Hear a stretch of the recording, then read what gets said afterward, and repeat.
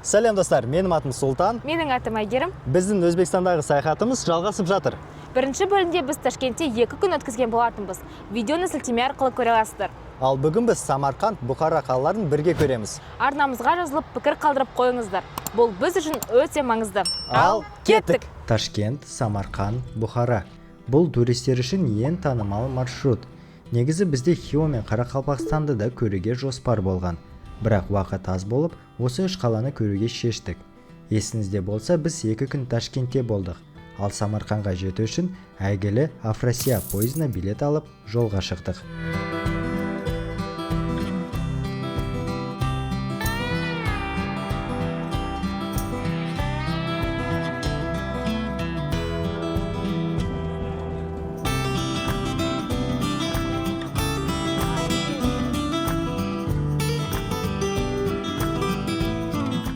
Пойыздың ішінде осында ресторан бар, мұнда шай ішіп, кофе ішуге болады. Және мұнда всякие снеки. Екі кофе бола ма? Иә, екі кофе. Біздің пойызымыз таңғы сағат 8:30-да шықты, Ташкенттен 2 сағат жүреміз. Таңғы ас ішкен жоқпыз. Сол үшін кофеге тапсырыс беріп. Және блинчик. Және блинчик картоппен. 2 кофе, блинчик 75 мың сом. Күшті осындай қағаз береді.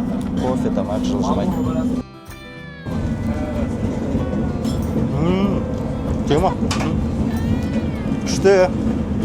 Бірінші рет мен блинчикті картоппен жеп жатырмын. Тема. Кофе де мықты, капучино. Біздің қазақстандықтарға надо научиться. Шри-Ланкадағылардың өзбектерден. Пойыздары мықты.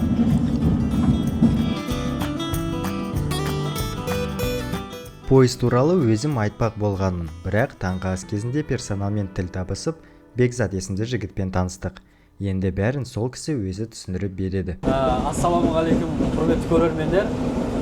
Біз Өзбекстан, яғни Ташкенттен Афросия пойызында 2019 жылдан бері жұмыс жасаймыз. Бізде сол пойыз туралы мен мәлімет беретін болсам, пойызда 286 адам кетеді, общий сыйымы. Яғни бұда бізде 2 VIP бар, соңында 10-шы VIP и басында 1-ші VIP бар. Арасында бізде 2 бизнес-класс вагондарымыз бар. Ол жерде де пол люкс дейді ма, сондай вариантта бізде. Мына жақта эконом-класста, как обычно, 2 жағында 2 рет креслолары бар. Осында сервис, бәрі нормада келіңіздер, Құдай қаласа Қазақстаннан, әлде болмаса басқа бір жан-жақтағы жұрттан келіңіздер, қонақ болып, біздің пойызымызға шығыңыздар. Жылдамдығы қандай? Жылдамдығы бізде максимально технический 250 км сағатына, бізде норма белгіленген тез жылдамдық сағатына 230 максимум. Ташкент, Самарқанд, дальше Бұхара жүреміз. И Қашқадария бар, Қаршы вокзалына жүреді.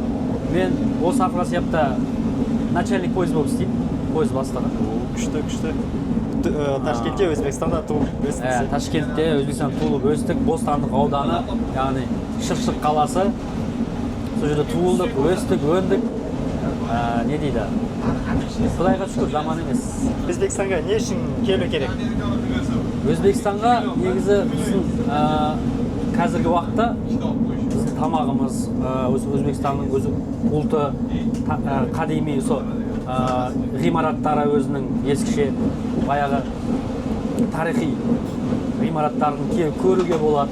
Тамақтары күшті бізде, бәрі сервис жағынан туристерге, в общем, зеленый бізде, бәрі жағын ашық, көріп, рахаттанып, демалып қайтуға болады. Қош келдіңіздер Өзбекстанға, Ташкентке. Есім кім болады? Ислам. Оқырмандарға айтарым, Мұрсалы Сұлтанға тіркеліп кетіңіздер. Жақсы контент шығарады. Лайк басып, комментарий жазып кетіңдер.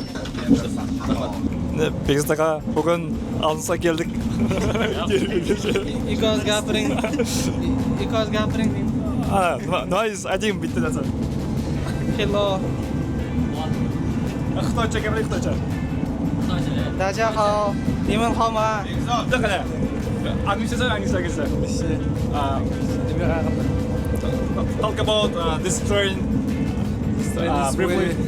It's very fast and we just serve the passengers. And let's say Islam is a great person in the world. O'zbek tilida ayting, o'zbek tilida. Nimani o'zbek tilida deydi? Bu poyezd qanaqalmi? Ana bugun bizlar 770 poyezdamiz, ketib boratimiz. Hozir Buxoroga boramiz. Yo'lda hozir через где-то yarim soatdan keyin Samarqandga kelamiz. Poyezd, zo'r poyezd. Qozog'istonga salom. Salom ayting. Assalomu alaykum. O'zbekistondan Ichki ishlar vazirligidan profilaktika inspektori, yo'lovchi poyezdlarni kuzatish batalyoni leytenant Narziy Sultonman. O'zbekistondan Qozog'istonga salom, Alangali salom. Siz ko'rgandek sayohatimiz жақсы басталды. Осындай компаниямен 2 сағатымыз 2 минутта өтіп, Өзбекстан халқы қандай керемет ашық екенін тағы да түсіндім. Билеттерде келу уақыты 10:49 деп жазылып тұрды, және қазіргі бізде уақыт 10:49 кетті, және біз Самарқанға келдік. Қалай саған поезд? Өте күшті, қатты ұнады бізге. Яғни жүрдік біздің Қазақстанда да осындай поездар болды.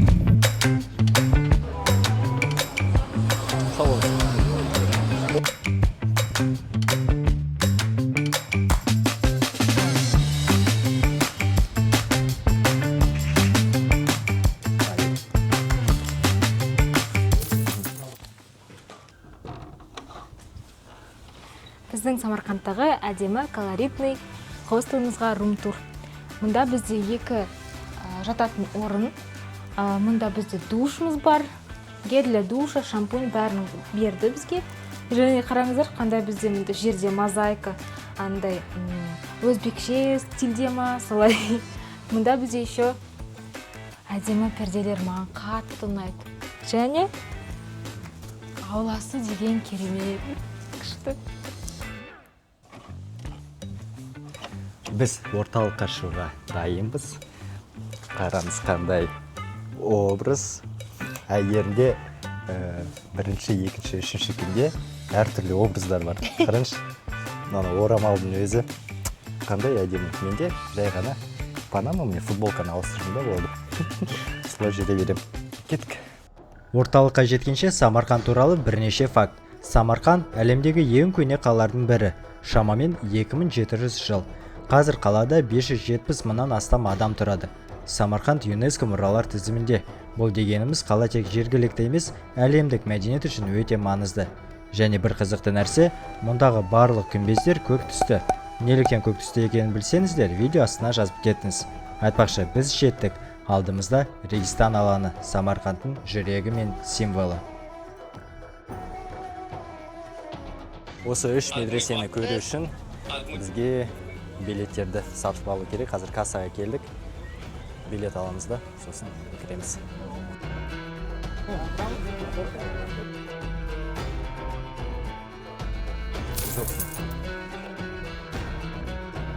Регистан алаңы орта ғасырлық шығыстың білім, ғылым және сәулет өнерінің шедевры. Алдарыңызда тұрған 3 керемет медресе: Ұлықбек, Шырдор және Телеқари медресесі. Мұндай әдемі көне ғимараттарды көріп, олардың ортасында тұрған кезде өзіңді тарихқа қол тигізгендей сезінесің. Айтпақшы, тарих демекші, мен барған жерлерінің ескі фотосуреттерін көруді ұнатамын. Міне осы алаң 100 жыл бұрын, яғни 20 ғасырдың басы. Мүлде басқа көрініс, иә?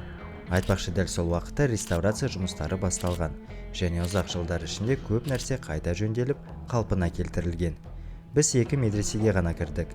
Шынымды айтсам, олардың барлығы бір-біріне ұқсас.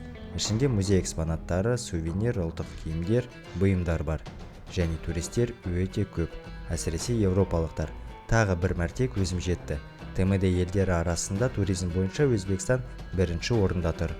Айтпақшы, неге екенін білмейміз, бірақ сапарларымызда біз жергілікті халыққа қызық болып тұрамыз. Олар бізбен үнемі суретке түскісі келеді. Неге екенін білмеймін, бірақ бізбен суретке бәрі түсіп жатыр. Міне, балалар. Сендерде экскурсия ма? Мектептен ба? Жақсы. Сәлем айтыңдар, Қазақстанға. Әйгерім екеуміз екінші медресеге кірдік. Медреселердің өздері өте әдемі, бірақ ішінде қызықты нәрселер жоқ. тек сувенир, киім сататын жерлер. Біз таңнан бері әлі тамақ ішкен жоқпыз. Жетіде тұрдық, иә? Жарайды онда барып тамақ ішейік. Біз Эмирхан деген кафеге келдік. Курица с овощами, бір шашлык және бір салатқа заказ бердік. Сәл қымбаттау. Мұнда Сұлтан астыға қанша шыққанын жазып береді, бірақ та осындай әдемі көрініс.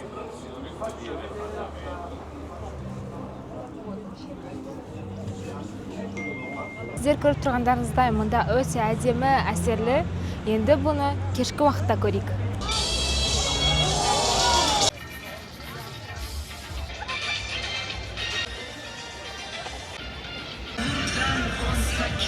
Bilgach odamzod birdan harakatga keldi mavjudot. Tabiiy misl, 10 yil suvdan usti bemisl. Ehromlar tiklandi, yuksak betakror. Shisha, sham, Ummonlar ortidan ayni o'sha dam Maya tamadduni yuksaldi baland. Toshlardan bo'y cho'zdi. Қайырлы таң достар, кеше біз кеш жатқанбыз. Енді міне тұрып, сағат 10 болды. Осындай түскі ас бізде Самарқанда. Қараңыз, блины, шай, пюре, гречка, котлета, лепешка. Ас болсын.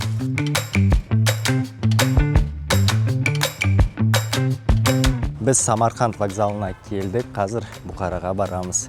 Және қараңызшы, қандай әдемі алаң, жап-жасыл бәрі. Таза, жап-жасыл. Сосын оларда қызық, міне, мұндай қоршау тұр, забор. Және сыртында бәрін тексереді. Міне біз қазір былай айналып барамыз да, андай ішінде бәрін тексеріп, одан кейін ғана кіреміз.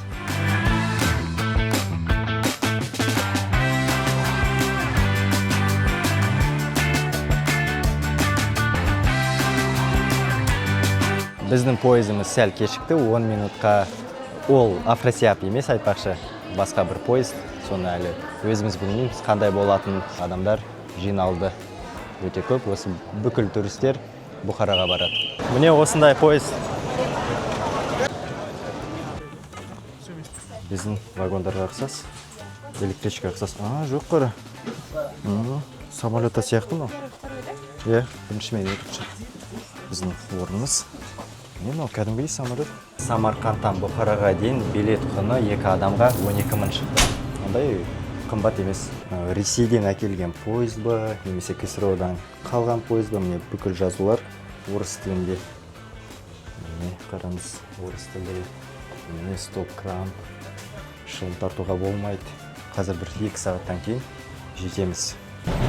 Осындай міне тегін шай береді пойызда. Күшті. Айгерім өзіне алып алды.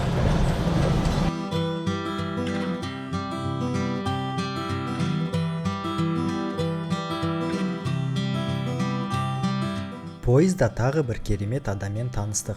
Оның есімі Фирус. Ол Өзбекстанда туып өскен. Ұлты ирандық. Ең қызығы, ол ағылшын тілі мұғалімі. Қазір Қытайда студенттерге ағылшын тілін үйретіп жатыр. Бұған қоса өзінің YouTube арнасы да бар. Ал оның Бұхараға келген басты себебі кәуап. Иә достар, ол Өзбекстанға келген сайын Бұхараға соқпай кетпейді екен. Оның айтуынша, ең дәмді кәуап осында пісіреді. This is me, Firuz, and the cameraman is my Kazakh friend. His name is Sultan. My name is Firuz, and we've been coming all along from Samarkand on the same train, and we've been chatting about everything pretty much. He's a vlogger, I'm a vlogger, but he's more like a travel vlogger, and I'm more like ELT vlogger. So I recommended him to try especially barbecue from Bukhara, which is out of this world. And I also recommend everyone who's watching this. And then you must try ashi safi. That is a typical Bukharian pilaf. And it's cooked in seven different pots, I guess. And then there is samsa. and you must try that. It's called olatomsa. And welcome to Bukhara. So how to say in your language, hello? Салем, Salem. Yeah. Бухараға қош келдіңіз. Bukharaga hoş geldiniz. It's in Kazakh language. Welcome to Bukhara. Thank you. Бухараға қош келдік. Мұнда күн ыстық, масқара. Қазір 35 градус. Да? Аха, 35 Конечно, градус. дышать нечем. Масқара енді Бухара бізді. Осындай ауа райымен қарсы алып жатыр. Қазір таксимен отелімізге барып, кішкене демаламыз жолдан. Қонақ үйімізге жеткен соң демалып 2 сағаттан кейін қалаға шықтық. Жоспарымыз Фирус кеңес берген Нуравшан ресторанына барып кәуаптан дәм тату. Айтпақшы, қонақ үйден шыққанда көршілер әр жақтан бір материалды ұстап, біз білмейтін жеміс жинап жатыр екен. Әрине, бұл бізге қызық көрінді. Жақындап олардан сұрадық. Сөйтсек, бұл тұт ағашы екен. Мұндай ағашты мен солтүстікте, әсіресе Көкшетауда көрмедім. Бізде өспейтін сияқты. Тут?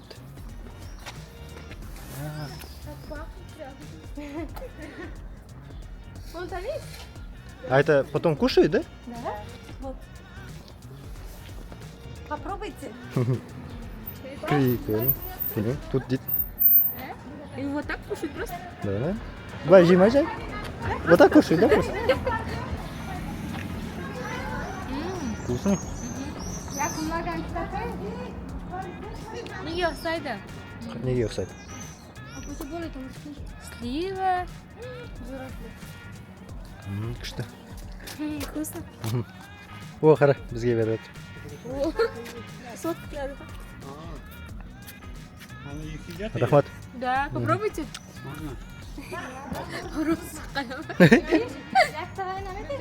Сен кеңес.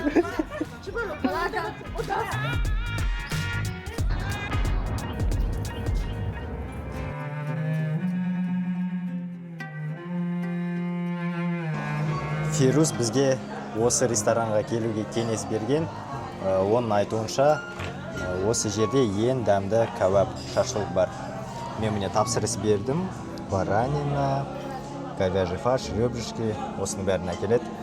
Бағалары ондай меніңше қымбат емес. Мұнда ең қымбаты 30 000 сом, ол 1200 теңге ма? 1000 теңге. Бірақ мұнда тауық етінен шашлык жоқ. Және Айгерім өзіне Сазан алдым. Сазан. Мұнда 194 000 сом деп жазылып тұр. Ол 1 килограмм үшін. Айгерім жарты килограмм. 500 грамм алды. Және салаттар мұнда арзан. Жаши баклажаны қанша дедім? 1900 теңге ма? 42 000 сом. Санаш қанша? 1669. 1600 теңге. Хрустящий баклажан. Қайда ол? Міне салаттар. Хрустящий баклажан. 42 000 сом. Первые блюда бар, міне бағаларын көре аласыз. Баклажан келді міне. Айгерімге қалай? Күшті. Өзбекстанда күшті баклажаны готовят. Және міне сазан осындай 500 Бұл грамм. мен үшін өте көп. Негізі бір 200 грамм жететін еді. Бірақ біз өзімізбен бірге оны аламыз. Қалай екен дәмі? Күшті. Сазан. Өте дәмді. Қазір енді мен сазанның дәмін көрейін. Ыстық.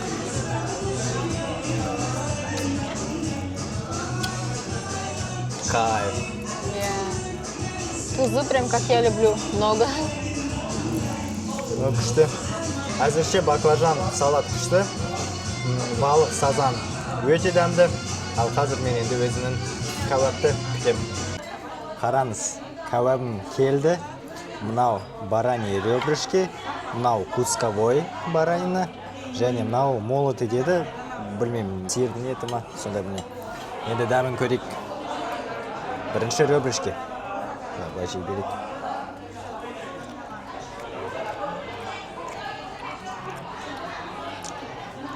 Дәмді, бірақ кішкене қаттылау.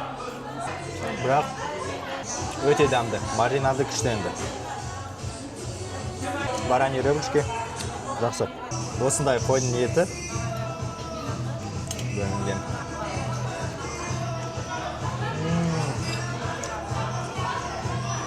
Такой нежный прям. Өте күшті. Жұмсақ. Аузына салсаң еріп, дәмі керемет енді. Мен бізде Қазақстанда осындай кәуапты жеп көрген жоқпын. Күшті. Қойдың еді. Осындай сарымсақ.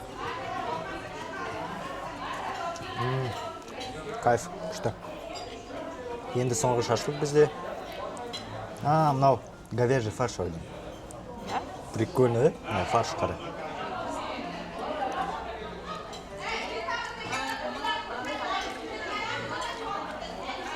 Если бы была бы курица, я бы попробовала.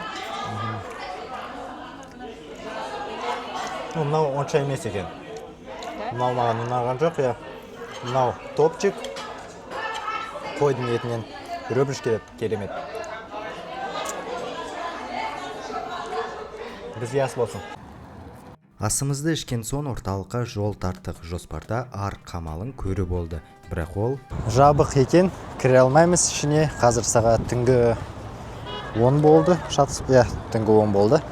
Жабық 8-ге дейін істейді ол. Енді ертең келеміз, қазір жай ғана осы алаңды аралап, қаланың орталығын көреміз. Бірақ әдемі жер, өте әдемі. Адамдар көп. Және кеше мысалы Самарқандта суық болса, кешке қарай. Ал Бұхарада өте күшті күн.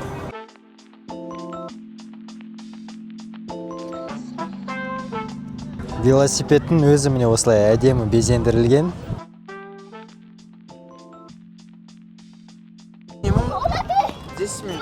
10 минут 10 мың сом, 10 минут 20 тысяч. 20 тысяч? Да. 5 минут 10 тысяч. Минимально, но у вас 10 минут только. Да. Максимально сколько хотите? Час, 2 часа, 3 часа. Табақ па 20 мың? 800 теңге.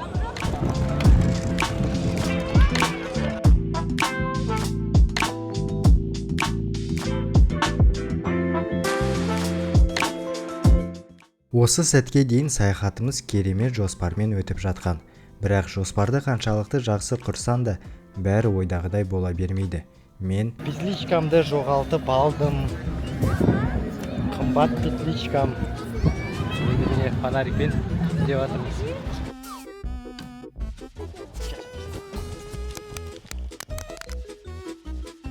Сіз естіп тұрғаныңыздай, мен петличканы тапқан жоқпын. Міне менің қымбатты петличкамнан қалған магнитик. Білмеймін енді. Кеше мен $100 жоғалтқам Ташкентте. Бүгін міне Бұхарада петличкам кетті. Осы петличканы мен Өзбекстанның алдында Каспийден заказ бергем. Бірінші саяхатта осылай алдыда жоғалып кеттім. Бірақ мен өзім жоғалттым. сонымен 10 минут самокатпен жүру 64.800 теңге шықты.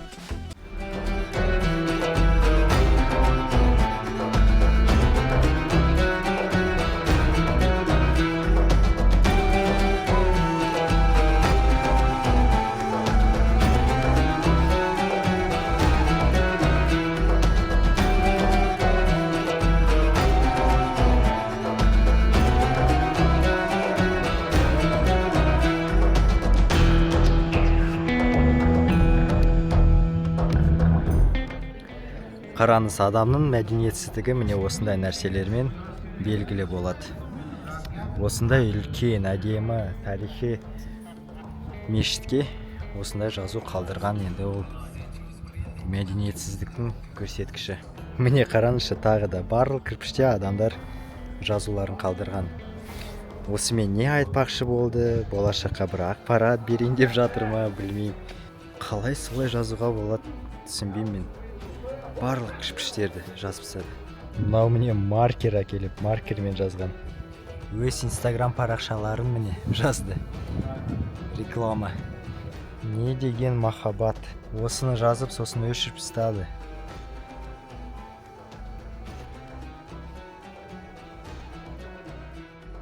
Бүгін біздің Бұхарадағы екінші күніміз, және күн масқара ыстық. Бүгін 38 градус.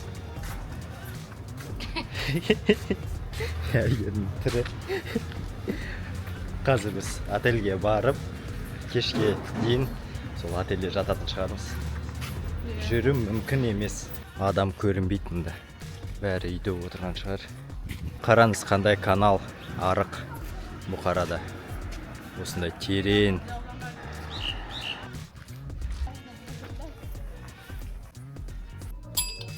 Айтпақшы, кешегі отель бізге ұнаған жоқ, сервисі нашар, уақыт видео түсіруге уақытта болған жоқ. Сондықтан міне бүгін біз жаңа отельге келдік. Міне біздің бөлме. Өзбекстанда осындай нәрсені байқадық. Қараңыз, мынау негізі екі бөлек төсекті олар жай ғана қоса салды. Неге? Өйткені арзан. Бағана сұрағанбыз. Осылай екі бөлек төсекті сатып алып, ол арзанға шығады екен. Ал бізде сияқты қос төсек, спальня, үлкен кровать мұнда жоқ. Көбінесе міне осындай. Біз болған барлық отельдерде дәл осындай төсектер. Сосын осындай кішкентай душы бар. Ыстық су бәрі істеп жатыр. Бағасы осы бөлмеге бір күнге 10 000 теңге шықты.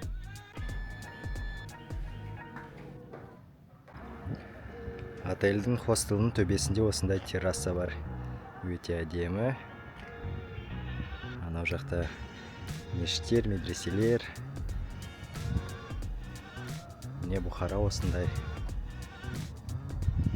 Өте колоритті. Үйлері қызық, бір-бірімен жабысып қалғандай. Өте әдемі жер. Сервисі бәрі жақсы. Ал енді біз Деплов деген жерге барып, нағыз Бұхараның палауын жеп көреміз.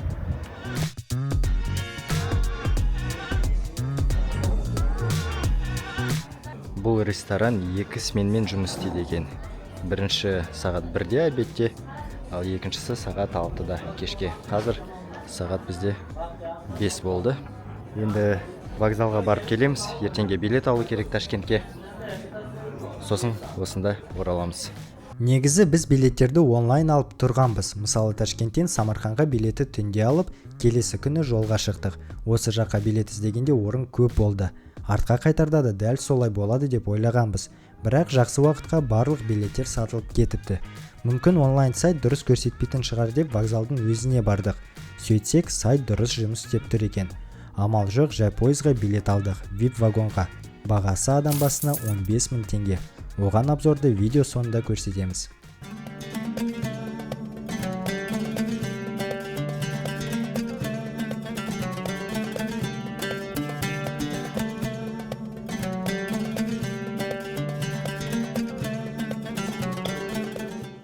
Фирус бізге кәуаптан басқа Бұхараның палауын жеп көріңдер деп Деплов деген ресторанға жіберген. Палаудың аты Бұхара палауы немесе Оши Софи деген. Міне келді. Бағасын да жазып қоямыз.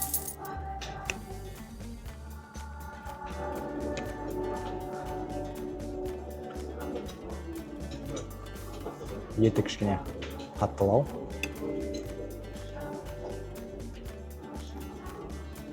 Вау деп айта алмаймын, бірақ дәмі өзгеше. Дәмі. Майлы. Негізі бұл диетический палау деп айтқан. Бірақ майлы. Білмеймін, ондай вау деп айта алмаймын.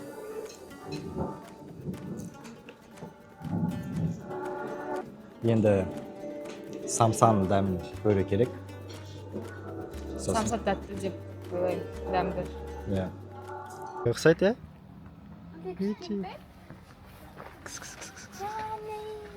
Өте кішкіш. Он такой грязный. Жалко. О, біз Өзбекстанда бірінші рет иттерді көріп жатырмыз, әне. Оның алдында бірде итті көрген жоқпыз. Надо было купить его. Намыстар бар. Плов жеп, міне осындай жерге келдік. Қазір анау жақта бір базар болу керек. Соған бара жатырмыз. Әйгерім мысықты аяп жатыр. Балерина. Капучино. Ми. Сөйт кетік.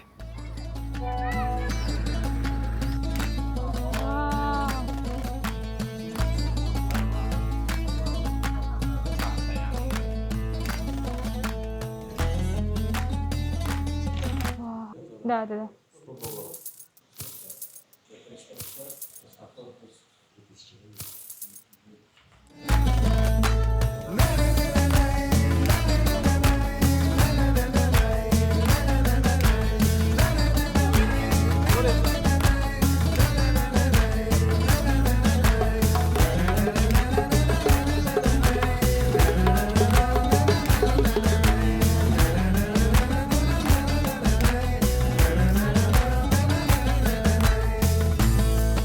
Базарлары үлкен. Я Адам көп.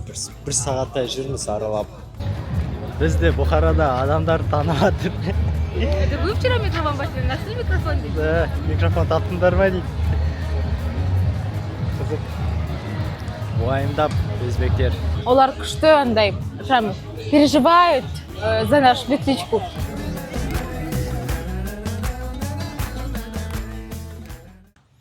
Бүгін бізде Өзбекстандағы соңғы күніміз. Күн ыстық, 39-40 градус. Және біз соңғы күнде Фируздың берген кеңесімен олов самсасын іздеуге шықтық. Бұхараның самсасы, білмеймін, өте дәмді деп айтқан. Қазір міне паркта жүрміз. Міне Чизон деген жер, осында самсас сатады деп бізге біреу айтқан. Анау үстелдің басында отырған адамдар біздің конкуренттеріміз. Неге өзбектер олармен сөйлеп кетсе? Бізден емес, менде де Панама бар. Менімен түсуге болады бай.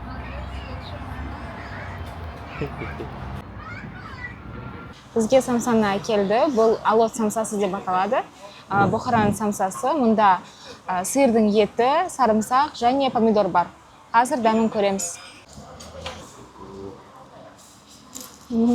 Прикольно.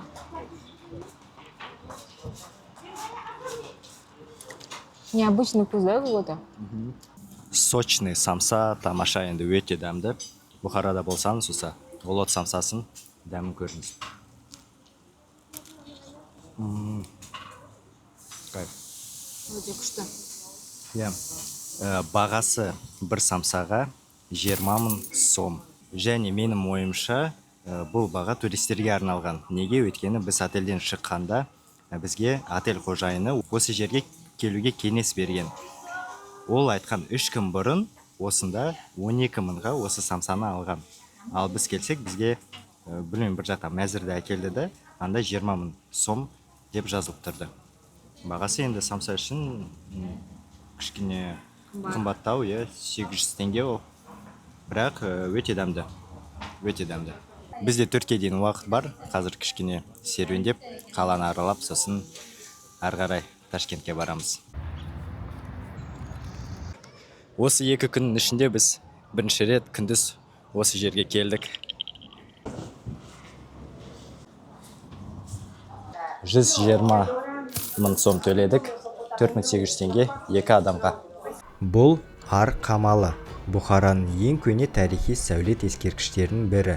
Ол қала ішіндегі қала цитадель ретінде танымал, және мыңдаған жылдар бойы Бұхара әмірлерінің резиденциясы болған. Біз көп жүре алмадық, күн тым ыстық болды.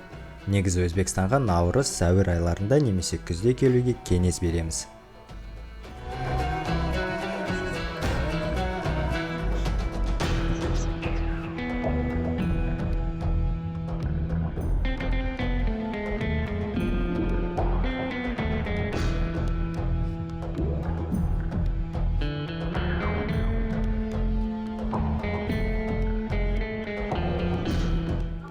Это мне нравится.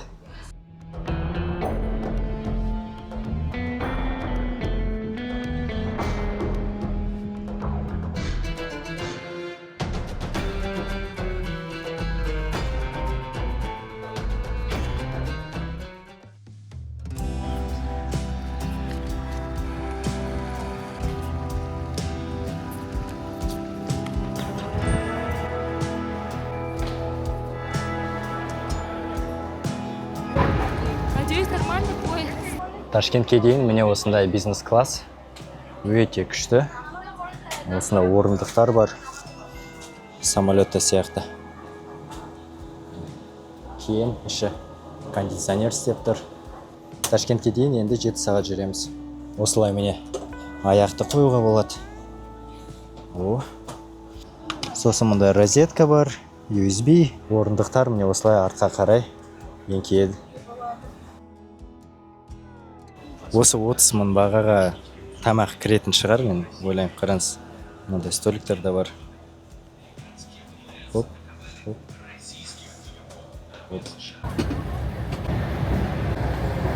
Бизнес-класс туфта. Бізге тамақ берген жоқ. Тегін шай ғана. Біз ойлағанбыз бізге тамақ береді деп, и жолға біз ештеңе алған жоқпыз. Енді аш отырмыз. Иә, ал мұнда сатып жатыр самса, семішке, Самсаға Иә. Судың өзін олар сатып жатыр. Үлкен минус, меніңше бизнес-класс істесеңдер, онда дұрыстап бір кем дегенде 0,5 су, одан кейін бір алма салсаңдар, жақсы болушы еді. Бірақ міне осылай бизнес-класс туфта. Міне осындай нотамен біздің Өзбекстандағы саяхатымыз қалай ұнады ма? Өте ұнады. Күн ыстық. Бүгін сәуірдің 28-і, сонымен наурызда немесе қысты күні келу керек Өзбекстанға. Өйткені апрельде, сәуірде, майда, жазда өте ыстық болады, 70 градусқа дейін. Даже анау Татьяшка айтқан, далада яйца можно жарить деп. Ал былай Өзбекстан тамаша ел, қатты дамып жатыр, адамдары күшті. Білмеймін, Ташкент қатты ұнады. Біз Хиуаны және Қарақалпақстанға жеткен жоқпыз, бірақ болашаққа енді қалдырдық. Сол жерге де жетеміз деп ойлаймыз. Сіздерге видео ұнаса, лайк басып, пікір қалдырыңыздар. Және біздің парақшамызға жазылыңыздар. келесі елде кездескенше. Раз, два, три. Келесі елде кездескенше.